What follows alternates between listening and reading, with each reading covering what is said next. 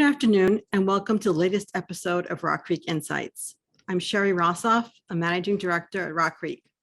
We are continuing to celebrate International Women's Month with a series of discussions around marshaling resources to strengthen economic empowerment and to create new economic opportunities for women globally. Today, it is my pleasure to welcome Margot Brandenburg.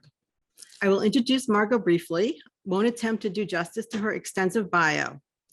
But let me give it a shot. First and foremost, Margot has for decades been a leader in moving forward to address issues of inequality in many, many forms, whether it's around gender, workers' issues, or energy issues. Currently at the Ford Foundation, Margot is a senior program officer on the Mission Investments team. Before Ford, she was a CEO of a benefit corp, My Strong Home, which was focused on delivering financial services to homeowners across the Southeast and Gulf Coast of the US. So with that, I'd like to welcome Margot to joining this episode and start off with getting some background and understanding of the way the Ford is operating in the important impact investing space and what differentiates the way Ford is considering the space, and especially in terms of generating returns in the endowment. Thank you so much, Sherri, and thank you to RockCreek for having me. I'm thrilled to be here. And as you mentioned, I do currently sit on the Mission Investments team at the Ford Foundation. Ford is headquartered in New York City, but we have offices in 10 countries across Latin America, Africa, and Asia.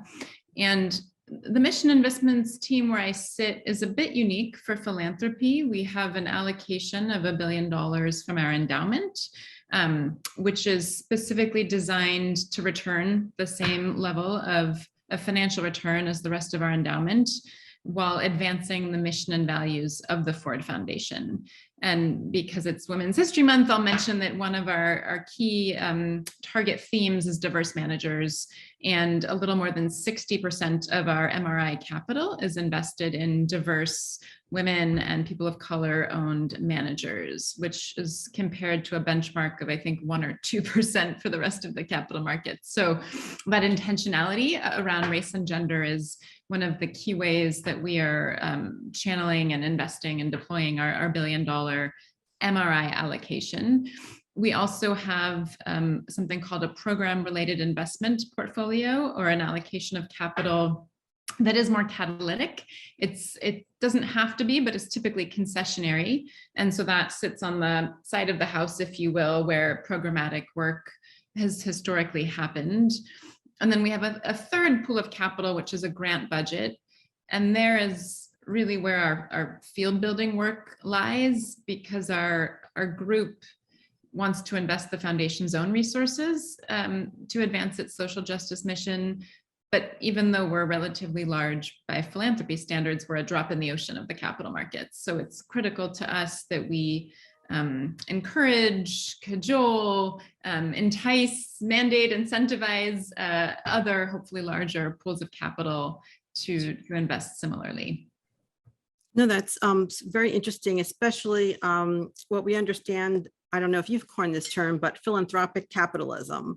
And maybe you could give us describe, for us how you look at that, again, with the idea of generating returns. And I think Ford has done some novel things around this philanthropy and capitalism combination. And so one of the things that's exciting to me about impact investing and sort of the adjacent field of philanthropy and mission related and even ESG investing more broadly is that there is really an opportunity to think holistically, both about the assets that we have and about the problems that we face. And so you don't end up in a situation where you're sort of taking from one hand to feed another, right? You can think about what your hands are doing in coordination with your brain, your heart, and the rest of your values. Should people or firms kind of getting off the hook, should we expect, and our clients, should they expect more in terms of really moving the needle and not just the right words? Big data obviously enables, harvesting a lot of trends and analyses that can be put in the hands of very large shareholders and also very small shareholders. So I'm hopeful that the direction will be toward substance and not toward greenwashing, but I do think it requires vigilance from all of us and really, asking the question and then asking more questions. Just also would love to hear if you have any maybe asks for the people who are listening in, calls to action, or any other thoughts about women in these roles that we've been discussing in your world. I think if we all just continue to be curious and ask questions and not feel like we have to leave our values at the door when we enter a conference room where we're talking about our investments or talking about money, and instead we bring those values and those questions to the table.